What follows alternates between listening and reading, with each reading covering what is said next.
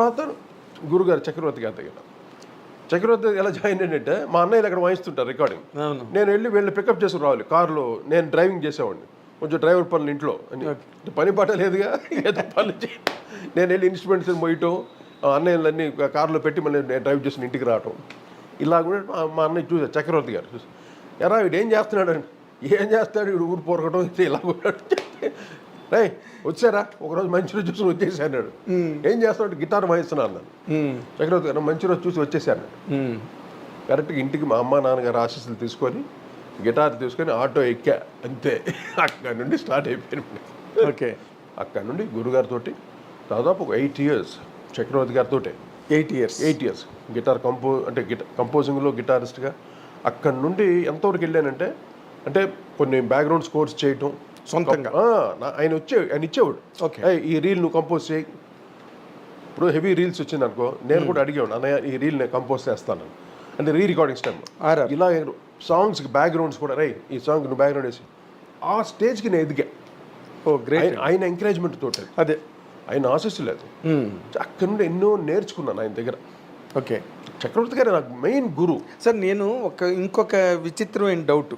నార్మల్గా అంటే వేటూరు గారు కూడా నాకు చెప్పిన మాట, చక్రవర్తి గారికి అసలు సంగీతం రాదు, సంగీతం నాలెడ్జే లేదు, లెర్నింగ్ లేదు. ఆయన సంగీత దర్శకుడు అవ్వాలా డైరెక్టర్ అవ్వాలా అన్న డౌట్ వచ్చినప్పుడు బాలు గారు ఎక్కువగా చక్రవర్తి గారిని నువ్వు సంగీత దర్శకుడు అవ్వు, డైరెక్టర్ ఎప్పుడైనా అవ్వచ్చని ఎంకరేజ్ చేశారు. బాలుగారే చెప్పారు నాకు ఆ విషయం. ఇప్పుడు అతనికి ఏ రకమైన పరిజ్ఞానంతో ఆయన అంత గొప్ప సక్సెస్ఫుల్ మ్యూజిక్ డైరెక్టర్ అయ్యారు? ఎన్ని సినిమాలు చేశాడు ఆయన? దాదాపు 800 సినిమాలు పై. అదే సార్, అంటే సంగీతం రానోడు మ్యూజిక్ చేయలేడా? అంటే సంగీతం వచ్చినోడు మ్యూజిక్ చేయాలి? మీరు చెప్పండి, నాకు అర్థం కాలేదు. అంటే బేసిక్గా ఇప్పుడు మన సంగీతం అంటే మెయిన్గా కంపోజింగ్ నాలెడ్జ్ కావాలి, శృతిలో పాడాలి, తాళంలో పాడాలి. అయితే ఆ నాలెడ్జ్ ఉంది, ఇంకా దానికి ఇంకేం కావాలి? క్రియేటివ్ నాలెడ్జ్ ఉంది, ఇంకా more than that creative knowledge ఉంది చక్రవర్తి గారికి. అంటే మీరు ఇక్కడ పాయింట్ మీరు ఆన్సర్ చెయ్యాలి. ఏంటంటే అప్పుడు ఉన్నవాళ్ళు ఇప్పుడులాగా ఏదో వచ్చేసి అయిపోతాము అంటే కాదు. అప్పుడు ఒక ఘంటసాల గారు, ఒక ఎస్రాజ్ గారు, ఒక పెండ్యాల్ గారు, ఓ మహాదేవన్ గారు, అనుభవాలు, ఇలాంటి వాళ్ళు, చలపతిరావు, ఇలాంటి వాళ్ళ మధ్య చక్రవర్తి గారు బయటకు వచ్చారు. ట్రెండ్ సెట్టింగ్ మ్యూజిక్ చేశాడు ఆయన ఒక లెజెండ్ అయిపోయాడు మధ్య నుంచి. అవును, దానికి అసలు కాంట్రిబ్యూట్ చేసిన లేకపోతే చక్రవర్తి గారు అంటే మీరు ఎందుకంటే ఆయనతో పాటు మీ ఉద్దేశంలో మ్యూజిక్ వచ్చే హార్మోనియం వాయించినోడు మ్యూజిక్ తెలిసినోడు మీ దృష్టిలో అదా? లేకపోతే గిటార్ వాయించినోడు వాడికి మ్యూజిక్ వచ్చాను అనుకుంటారా? ఆయనకి ఏది ఇన్స్ట్రుమెంట్ ముట్టుకోడు చక్రవర్తి గారు. అవును, సత్యం గారు కూడా అంతే, ఏ ఇన్స్ట్రుమెంట్ ముట్టుకోడు. సత్యం గారు కూడా అంతేనా? ఆయన అంతే, ఆయన హార్మోనియం కూడా వాయించాడు. ఆయన ఒక దగ్గా పెట్టుకొని తబలా దగ్గాలు, ఆ దగ్గాను కొడుతూ కంపోజ్ చేస్తాడు. ఎటువంటి మెలడీస్ కంపోజ్ చేశాడు ఆయన. అమ్మో, అందువల్ల ఎవరిని అండర్ ఎస్టిమేట్ చేయకూడదు, ఎందుకంటే మ్యూజిక్ రాదు అని అన్నమాట చాలా తప్పు.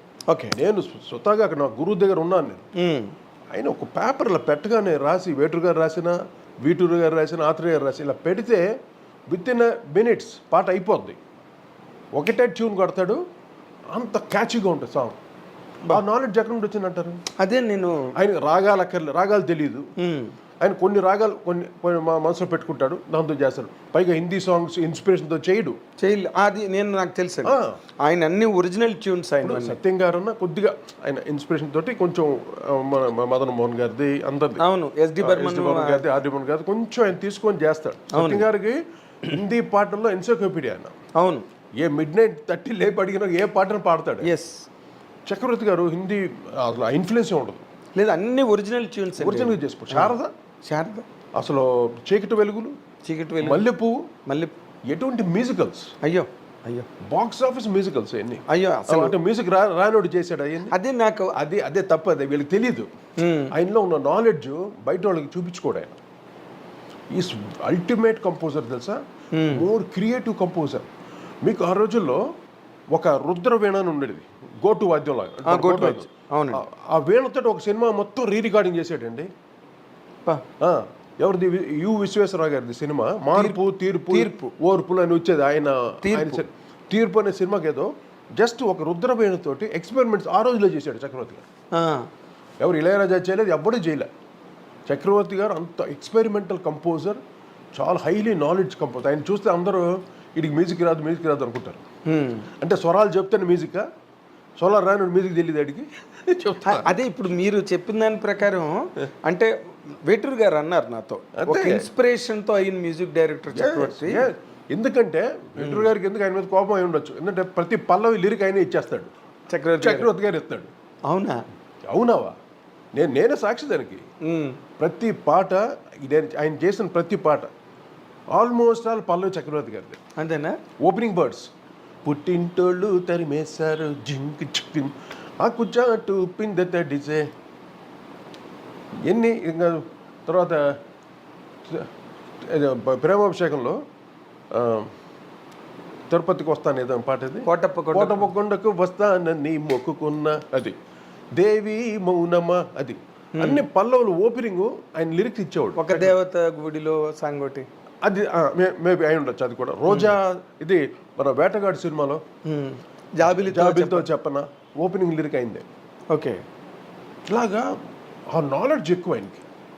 పాటని కమర్షియల్గా it's a commercial composer as well as మంచి క్లాసికల్ కంపోజర్ కూడా ఆయన. బ్రహ్మాండంగా అసలు ఆయన చేసి చీకటి వెలుగులు ఎటువంటి పాటలమ్మా. అవును, తర్వాత చీకటి వెలుగుల శారదలో ఎటువంటి పాటలు, కన్యవధువుగా మారేది ఏం పాట అదే, శారద నిన్ను చేర అసలు సిగ్గా ఆ ట్యూన్ అండి. కన్యవధువుగా మారేది జీవితంలో ఒకేసారి ఆ వధువలపే పొంగేది ఈనాడే. నాకు చాలా మంది చక్రవర్తి గారి మీద అలా బ్యాడ్గా చెప్పడం నాకు చాలా కోపం వచ్చేది. అంటే తక్కువ ఇవన్నీ పక్కన పెట్టేస్తే సార్, జనరల్గా మీరు నమ్ముతారుగా నాకు మ్యూజిక్ నాలెడ్జ్ ఉన్నది. ఎస్, అయితే ఇక్కడ నాకు ఒక విచిత్రమైన ఒక ఫీలింగ్ అనమాట. ఈయనకు పక్కన సంగీతం రాదంటారు, ఈయన చేసిన పాటలు మీరు ఇందాక అన్నట్టుగా మల్లెపువ్వు కానీ, శారద కానీ, చీకటి వెలుగులు కానీ, ఆయన ఆ చిన్న మాట ఎవరన్నా చేయగలరు? ఎవరండి అసలు? చిన్న మాట, ఒక చిన్న మాట, చాలా విచిత్రంగా ఉంటుందండి ఆ ట్యూన్. ఏ కంపోజిషన్ చూడండి, భలే కంపోజిషన్. నేను అప్పుడు కరెక్ట్గా మల్లెపూ టైంకి నేను జాయిన్ అయ్యాను రీరికార్డింగ్కి. ఓకే, రీరికార్డింగ్కి జాయిన్ అయ్యాను గురుగారి దగ్గర. అక్కడ నుండి చాలా సినిమాలు నేను కంపోజింగ్ లేకపోతే కంపోజింగ్ క్యాన్సిల్ చేసేవాడు ఆయన. అంటే అంత అలవాటు అయిపోయింది. నేను ఉండాలి గిటార్ వాయిస్తుంటే I'll get inspiration. Chords, guitar chords, patterns, rhythm patterns కూడా వచ్చేది గిటార్ బాగా. అవును, ప్యాటర్న్స్ వాయిస్తుంటే దాంతో పాటు కంపోజ్ చేసేవాడు ఆయన. అది మాకు బాగా జల్లయ్యాం. అందువల్ల ఒకనొక టైంలో మా అన్నయ్యలు ఏమంటే అందరూ ఫ్యామిలీ అంతా ఇక్కడే ఉన్నారు, ఫ్యామిలీ ప్యాకేజ్ అనుకుంటున్నారు అందరూ. మమ్మల్ని కూడా వీడిని ఎక్కడ పంపించేస్తాను, వేరే ఎక్కడ వాయించడం, రాయ్ మీరంతా వెళ్ళిపోండి రా, వాడు నాకు కావాలరా అన్నాడు చక్రవర్తి గారు. అదే అంటే ముందు వచ్చిన చెవుల కన్నా వెనక వచ్చిన కొమ్ములు వాడి అంత ఇష్టం నేనంటే చక్రవర్తి. ఇంకోటి ఏంటి, రాయ్ వాడు నా కులంలో వాడికి అమ్మాయిని చూసి పెళ్లి చేస్తాను, ఇది ఆ లెవెల్కి వెళ్ళిపోయాడు ఆయన. ఒక కొడుకులాగా, ఒక ఫ్రెండ్ లాగా, అంటే నాకు సర్వస్వం, నా దేవుడు అంటాను చక్రవర్తి గారిని. Great man.